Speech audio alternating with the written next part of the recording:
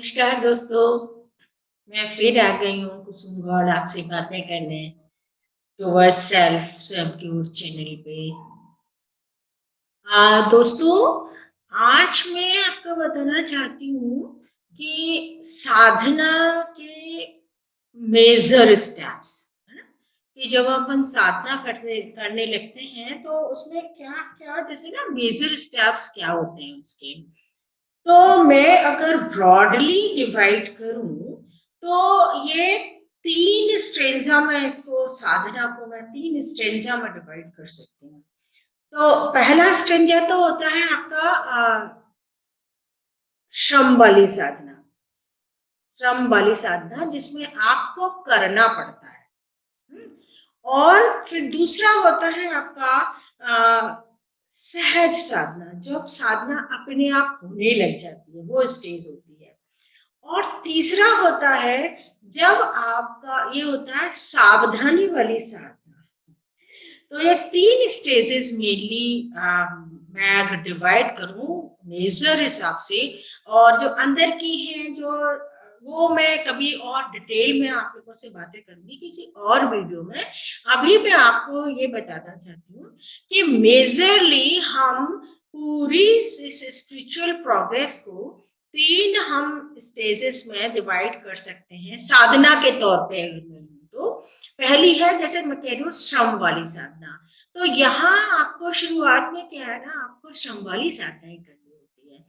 और ये श्रम वाली साधना कहाँ तक करनी होती है, इसके लिए प्रोसेस तुम पहले क्या लोगे ये बताऊं। तो प्रोसेस, आप प्रक्रिया जो अपनाना चाहते हो वो आप उस जीव के अकॉर्डिंग प्रक्रिया चूज करी जाती है। जो भी प्रक्रिया आप अपने इंस्ट्रूमेंट के अकॉर्डिंग जो आपको अच्छा लगता है वो प्रक्रिया आप चूज कर सकते हो उसके लिए। जैसे मैंने भी पहले भी किसी को पहले भी मतलब वीडियोस में बताया कि चाहे तो आप जैसे मान लो आपको कोई मंत्र ले सकते हो, कुछ कहीं कोई पूजा ले सकते हो, भजन गाना अच्छा लगता है तो वो ले सकते हो। ये आप लोगों के ऊपर है, अपने खुद के ऊपर होता है कि मैं मेरे लिए कौन सी प्रक्रिया यूज करूं। तो अब मैं प्रक्रियाओं में अभी बहुत डिटेल में नहीं जा रही हूँ, बाद में कभी बनाऊंगी मैं इस पे प्रक्रियाओं पे भी, डिफरेंट डिफरेंट प्रक्रियाओं पे भी कभी बनाऊंगी वीडियो। पर मैं अभी ये बताना चाहती हूँ कि साधना कैसे कैसे बढ़ती है अपनी। तो फर्स्ट होता है श्रम वाली साधना।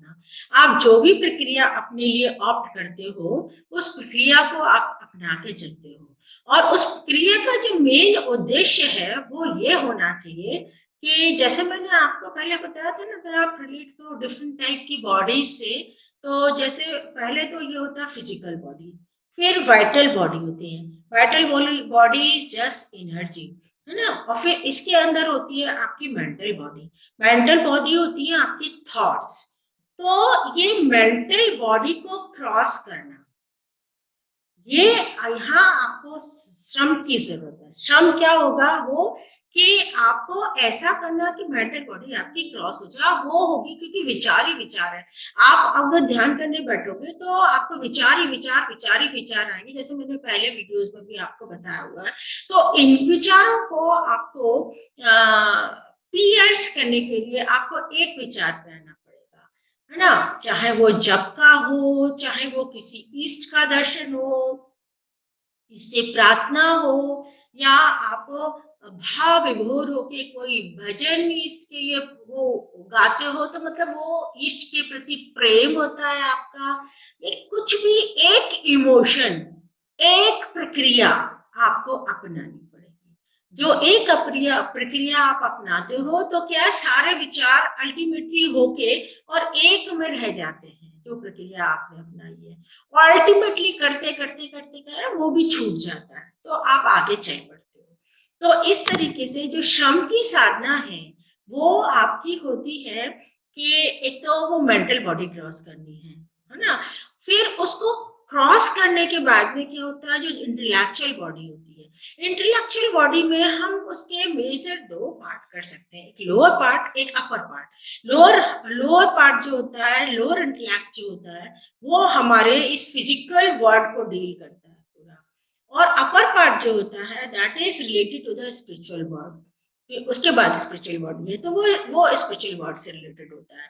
तो जो लोअर पार्ट है, जैसे हम उसमें जाते हैं तो वहां क्या होता है कि हमारे विचार चलो चले गए, मेंटल बॉडी क्रॉस हो गई, हम इंटेलेक्ट में प्रवेश कर गए, इंटेलेक्चुअल बॉडी में प्रवेश करें तो हमारे वो जो बुद्धि है ना हमारी वो चलने लग जाती है। और जो हमने अभी तक जो हमने एनालिसिस करके, जो हमने परसेप्शंस जो हमारे थे उनको एनालाइज करके क्लासिफाई करके जो हमने इन्फ्रेंसेस बनाए हैं, जो हमने रिजल्ट बना के रखे हुए हैं अपने सिद्धांत, वो फिर हम अप्लाई करने लग जाते हैं और उसके हिसाब से नए नए हम सिद्धांत बनाने लग जाते हैं, नई नई थ्योरीज बनाने लग जाते हैं स्पिरिचुअलिटी की। तो ये सब जो है ना ये आपके लोअर इंटेलेक्ट में ये सब होता है। तो यहाँ तक भी आपको करना ही पड़ेगा, आपको इसको भी पियर्स करना पड़ेगा, तब जाके आप थोड़ा अपर वाले में, अपर इंटेलेक्ट में जाओगे, फिर स्पिरिचुअल बॉडी में जाओगे। तो ये आपको पियर्स करना ही पड़ता है। तो यहाँ तक आपको साधना करनी ही पड़ेगी, मतलब श्रम करना, श्रम वाली साधना है। जब जब आपका लोअर इंटेलेक्ट क्रॉस कर जाएगा, जब आपके ये विचार विचार आने भी बंद, थॉट वाला बंद हो जाएगा, जब आपके थ्योरीज बननी बंद हो जाएंगी, फिर आप एक शून्य से में प्रवेश करते हो और ये आपका हायर इंटेलेक्ट होता है, ये फिर आपको जोड़ता है, स्पिरिचुअल से जोड़ता है। तो उसमें जब आप प्रवेश करते हो उससे पहले तक आपको श्रम वाली साधना करनी ही करनी है। जब आप ये वाला क्रॉस कर जाओगे तो आप फिर आपका साधना जो है ना सहज चल पड़ती है, क्योंकि वो जैसे गीता में कहा ददाति बुद्धि योगम, वो यही वाला बुद्धि योग होता है कि जो आपका हार इंटेलेक्ट को तक आप पहुंच जाते हो, वहां से आप जुड़ जाते हो। तो वहां से जग अगर जुड़ गए तो सारा आपका अपने आप सहज होने लग जाता है, तो वो सहज साधना शुरू हो जाती है। अब ये सहज साधना भी अपनी चलती रहती है, आपका इंटेलेक्चुअल बॉडी पूरा क्रॉस हो गया, फिर आपका जो स्पिरिचुअल बॉडी है उसके अनुभव होते हैं, वो सब भी क्रॉस करते हैं, क्रॉस करने होते हैं। आपकी सहज साधना होने के साथ कई बार लोग बाग ये सोच लेते हैं अरे वाह मेरा तो अपने आप होने लग गया और मैं तो पार हो गया, या मेरे तो पूर्णत्व हो गया। तो दोस्तों वो वाली बात अभी नहीं है। हाँ ये है आपकी श्रम वाली साधना खत्म हो गई, अब सहज साधना चल पड़ी है। पर सहज साधना में भी ना आपको ये आपको आपका इंटेलेक्ट पूरा करना होता है, करना पड़ता है, करना होता है, होता है ये इंटेलेक्ट पूरा। फिर आपकी स्पिरिचुअल बॉडी वो कहते हैं ना यथा पिटे तथा ब्रह्मांड, तो आपके स्पिरिचुअल बॉडी भी पूरा ब्रह्मांड है यूं समझो। तो उस ब्रह्मांड में हर कुछ है जो आप कहीं सोच नहीं सकते, वो सब कुछ पूरे संसार में, पूरी सृष्टि में जो कुछ है वो सब आपके इस इंटेलेक्ट इस स्पिरिचुअल बॉडी में है। तो जो स्पिरिचुअल बॉडी जो है ना उसको क्रॉस करने में क्या होता है, कई बार कहीं कहीं किसी किसी चीज में अटक जाते हैं, कभी कोई सिद्धि मिल गई उसमें अटक जाते हैं, अरे वाह हमको तो ये आ गया, मैं दूसरे के विचार जान लेता हूँ, या अरे वाह मैं तो अपनी शक्ति को दूसरे में प्रवेश करवा सकता हूँ। अरे मतलब कुछ भी इस किसी भी शुद्धि में आपको आ जाती है ना, तो वो आप वहां अटकने के चांसेस होते हैं। तो स्पिरिचुअल जो बॉडी है ना आपकी, वहां भी आपको अटकने के बहुत चांसेस होते हैं, बहुत चांसेस होते हैं। पर आप अपना उद्देश्य एक ही रखना है कि हमको इंटेलेक्ट को भी पार करना है भाई। हम जब तक हमारी इंडिविजुअलिटी है तब तक हमें यहाँ आना जाना करना ही पड़ेगा। इस संसार में वो जन्म मरण का चक्कर होना ही पड़ेगा। तो इंडिविजुअलिटी जो है ना आपकी वो डिसॉल्व होनी ही चाहिए। तो इसलिए ये स्पिरिचुअल बॉडी को भी आपको पार करना होता है। तो इसको पार करने के लिए, और मैं अगर थोड़ा सा आपको चक्रों के हिसाब से, जैसे मैंने अभी बॉडी के हिसाब से बताया, वैसे आपको चक्रों के अगर मैं हिसाब से बताऊं तो ये होता है कि आपका, जैसे मैंने बताया ना, स्पिरिचुअल बॉडी आपकी यहाँ से आज्ञा चक्र से शुरू होती है ना। आज्ञा चक्र के बाद में आपका सहस्त्रार जो है, that is your spiritual body. तो ये आज्ञा चक्र तक की साधना श्रम की साधना होती है। यहाँ से आपको, अगर आज्ञा चक्र खुल जाता है आपका, तो आपकी साधना सहज होने लग जाती है। फिर आपकी सहज साधना शुरू हो जाती है। यहाँ तक की जो साधना होती है वो आपकी श्रम की साधना होती है ना। फिर आपका सहज साधना शुरू हो जाती है। और जैसे मैंने बताया ना, वो सहस्त्रार, वो पूरा क्रॉस कर, स्पिरिचुअल बॉडी पूरी क्रॉस करनी होती है। वो सहज साधना से क्रॉस हो जाती है। उसमें आपको श्रम नहीं करना होता। बस ये है कि आप अपना समय दे दो और आप आगे चल पड़ो। बस आपको उसमें कोशिश नहीं करनी पड़ती कि विचार हटाना, ये करना, वो करना, कुछ नहीं। अपने आप चल पड़े, अपने आप होता रहता है। फिर आप एक ब्रह्म रंग होता है, जिसको नियर ग्लैंड बोलते हैं साइंस की भाषा में उसको। उस ब्रह्म रंग से आप कब निकल जाते हो आपको पता ही नहीं पड़ता। वहां एक जब आप निकलते हो तो एक ऐसी जरूर फीलिंग आती है, जैसे मेरे को आई थी, वो मैं बता रही हूँ आपको कि कैसी मेरे को फीलिंग आई थी जब ब्रह्म रंग से निकलने वाली बात थी। तो फीलिंग ऐसी आती है कि अरे बाबा, ये शरीर छूटेगा, मैं मर जाऊंगी, ये शरीर से मेरा छूट जाएगा, अगर मैं यहाँ से निकल गई तो मैं तो बिल्कुल मर जाऊंगी। तो ऐसी एक फीलिंग आती है, मरने वाली फीलिंग आती है। तो पर मेरे को एकदम से, कई बार ऐसा हुआ तो मैं डर डर के फिर वापस यही ऐसा हुआ। पर एक बार मेरे मन में आया, मैंने थोड़ा अपने आप ही ऐसा हुआ कि मेरे को ऐसे लगा, अरे बाबा, मर जाऊंगी तो मर जाऊंगी, कोई बात नहीं, ध्यान करते हुए मरूंगी ना, कोई दिक्कत नहीं है, अच्छी गति होगी मेरी, और क्या है, कोई बात नहीं है, पर मेरे को आगे जाना, ये सोचा, पटाख से। तो इस तरीके से आपको वो ब्रह्म रंग से आप निकल जाते हो। अब ब्रह्म रंग से जब आप निकल जाते हो, चिदाकाश में जब आप होते हो, ये सब सहज साधना का अंश है। ये सब सहज साधना से हो जाता है, आपको कुछ नहीं करना पड़ता उसमें। पर ये होता है, फिर उसके बाद आप स्वतंत्र हो जाते हो और आप इधर गए उधर गए, ये सब हो जाता है आपका ना, बिल्कुल फ्रीडम वाली बात हो जाती है। फिर उसके बाद में आप उसमें मिलते हो यूनिवर्सल कॉन्शियसनेस में। आपकी जो इंडिविजुअलिटी है ना, वो डिसॉल्व होती है यूनिवर्सल कॉन्शियसनेस में। तो वो जब तक आपकी इंडिविजुअलिटी, उसका भी बहुत प्यारा अनुभव है, बहुत प्यारा अनुभव होता है। एक एक स्टेप का बहुत प्यारा अनुभव होता है। जब आप मिलते हो, घुलते हो, पिघलते हो, बहुत प्यारा अनुभव होते हैं। तो जब आपकी इंडिविजुअलिटी, जब आप की इंडिविजुअलिटी से यूनिवर्सल कॉन्शियसनेस में मर्ज होने लग जाती है, मर्ज हो जाती है, कहना चाहिए, तो वो स्थिति होती है कि आपका आवागमन खत्म।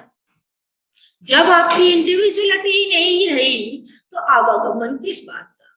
जब आपकी इंडिविजुअलिटी ही नहीं रही तो संचित आपके सारे जल गए, आपका आवागमन खत्म। तो वो स्थिति एक होती है, जिसको हम, अगर हम कहें तो सर्टेन क्रिटिकल स्टेज दो, अगर आप कहें लोअर एंड अपर, तो लोअर तो ये होती है कि आप ब्रह्मरंग से निकल जाओ, ये लोअर लेवल का सर्टेन क्रिटिकल स्टेज होता है ना। आप बॉडी से निकल गए, है ना।